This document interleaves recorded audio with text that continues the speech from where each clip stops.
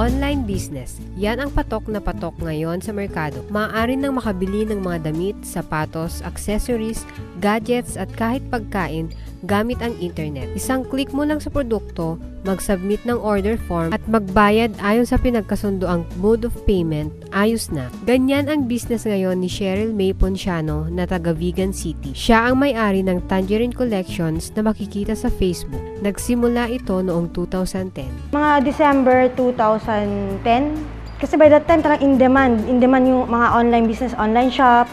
More on mga transactions na ngayon, pag nagsha-shopping mga ibang tao, online shop na talagang pinupuntahan. Yung mga talagang ino-open nilang mga pages, websites. Mga products, mostly from abroad, Korea and China, yung mga talaga.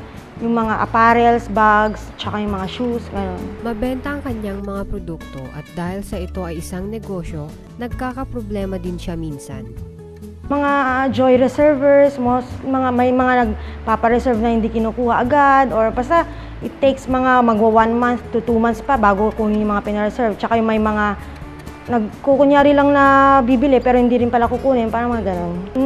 Example, kasi requirement talaga, magpasa sila ng parang yung order form, gano'n, para sure yung orders nila.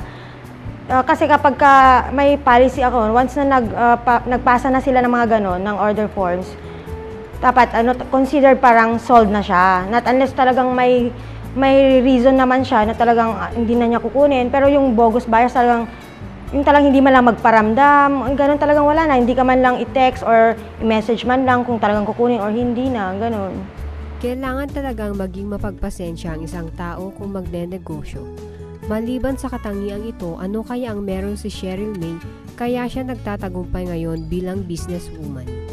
Pagiging siguro, determined talaga na talaga maging successful kahit paano, yung parang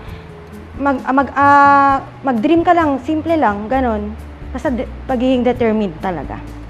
At bilang mensahe niya, sa mga gustong mag-try ng online business din, patience, understanding, kasi minsan naman, customers are always right, pero pagka may patience tsaka na-understand mo naman sila, for example, sa mga, lalo na sa mga nagpapakancel na lang bigla ng mga orders or basta tiyaga lang, patience sa kanila.